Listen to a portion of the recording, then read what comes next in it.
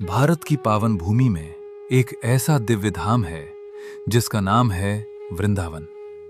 वृंदावन एक ऐसी नगरी जहां हर गली में भक्ति बहती है, जहां हर कदम पर मंदिरों की घंटियां गूंजती हैं। कहा जाता है कि यहां 5000 से भी अधिक मंदिर हैं, कुछ अत्यंत प्राचीन तो कुछ नवीन, लेकिन हर मंदिर में एक अलग ही दिव्यता बसती है। इन्हीं हजारों मंदिरों के बीच एक ऐसा अनोखा और अद्भुत मंदिर भी है जो अपनी परंपरा के कारण पूरे वृंदावन में सबसे अलग पहचान रखता है। यहां विराजमान है श्री राधा विनोद जी, जिन्हें यहां जमाई के रूप में पूजा जाता है। जी हां, आपने सही सुना। इस मंदिर में ठाकुर जी को घर के दामाद की तरह सम्मान दिया जाता है। और सबसे अद्भुत बात तो यह है कि यहां ठाकुर जी के राजभोग में और शयन के समय हुक्का भी अर्पित किया जाता है। यह परंपरा सुनने में भले ही अनोखी लगे, लेकिन यहां के भक्तों के लिए यह प्रेम और श्रद्धा का एक अनोखा रूप है। यह मंदिर हमें यह सिखाता है कि भगवान को पाने का मार्ग केवल विधि विधान नहीं, बल्कि सच्चा प्रेम और अपनापन है। यही कारण है कि वृंदावन की इस पावन भूमि में हर मंदिर की अपनी एक कहानी है, लेकिन ये मंदिर अपनी अनोखी परंपरा के कारण हर किसी को आश्चर्यचकित कर देता है। अगर आप भी कभी वृंदावन आए तो इस अद्भुत मंदिर के दर्शन जरूर करें, क्योंकि यहां केवल दर्शन ही नहीं बल्कि एक अनोखा अनुभव आपका इंतजार कर रहा है। ये नीचे जो तस्वीर लगी हुई है सोनवाली राय बहादुर की, इन्हीं की लड़की है जो ठाकुर जी के बगल में खड़ी हुई है, हाथ ऊपर कर। इनका नाम राधा विनोद। ठाकुर के घर जमाई हुए, राजा के घर जमाई हुए ठाकुर जी, इसीलिए जमाई भाव से ठाकुर जी की सेवा पूजा होती है। ढाका के राजा थे ये, उन्हीं की लड़की के विवाह होने के बाद जमाई बन के जब वृंदावन आए तो इनको जमाई ठाकुर के रूप से रखा। राजा के जो पिताजी थे आवर भूषण राय बहादुर, उन्होंने शर्त रखी थी वहाँ पर कि मेरी नाती को ब्याह कर लेके जाओगे तो सबसे पहले बैठ के हुक्का पीना पड़ेगा।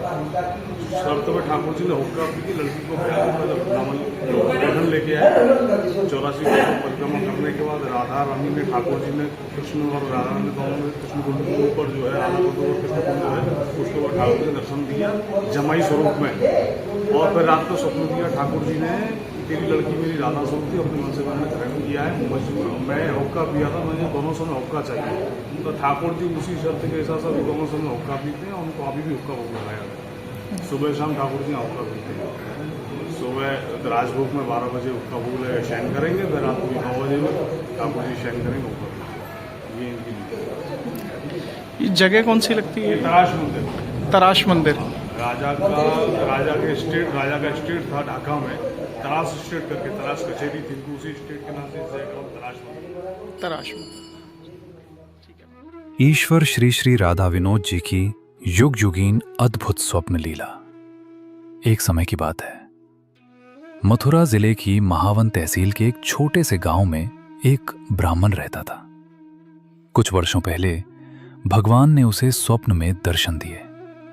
फिर कुछ समय बाद भगवान ने उसे आदेश दिया कि उनके लिए एक पवित्र स्थान खोजा जाए जहां उनका मंदिर स्थापित हो सके। ब्राह्मण ने खोज शुरू की और फिर एक दिन स्वप्न में उसे बताया गया कि वो स्थान राजमहल के पास है। ब्राह्मण राजा के पास पहुंचा और पूरी बात बताई। राजा ने उसकी बात को गंभीरता से लिया और उस स्थान पर खुदाई का आदेश दिया। खुदाई के दौरान एक दिव्य मूर्ति प्रकट हुई। राजा ने उस मूर्ति को अपने महल में स्थापित किया और पूजा अर्चना शुरू हो गई। लेकिन कुछ समय बाद भगवान ने फिर से स्वप्न में दर्शन दिए और कहा कि वे वहां नहीं रहना चाहते, उन्हें वृंदावन ले जाया जाए। राजा ने भगवान की आज्ञा का पालन किया और उन्हें वृंदावन में स्थापित कर दिया गया। तब से लेकर आज तक भगवान की सेवा निरंतर चलती आ रही है।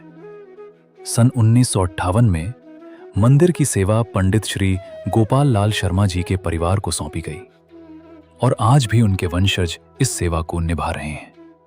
फिर सन 1993 में ठाकुर जी का एक नया विग्रह स्थापित किया गया, लेकिन मूल विग्रह को सुरक्षित रखा गया। और फिर हाल ही में 2 मार्च 2025 को एक अद्भुत घटना घटी। जब पुराने वस्त्र और परत हटाई गई तो ठाकुर जी का प्राचीन स्वरूप फिर से प्रकट हो गया। ये स्वरूप बेहद अद्भुत और आकर्षक है। मान्यता है कि ये विग्रह लगभग 400 से 500 वर्ष पुराना है, यानी लगभग 1600 ईस्वी का।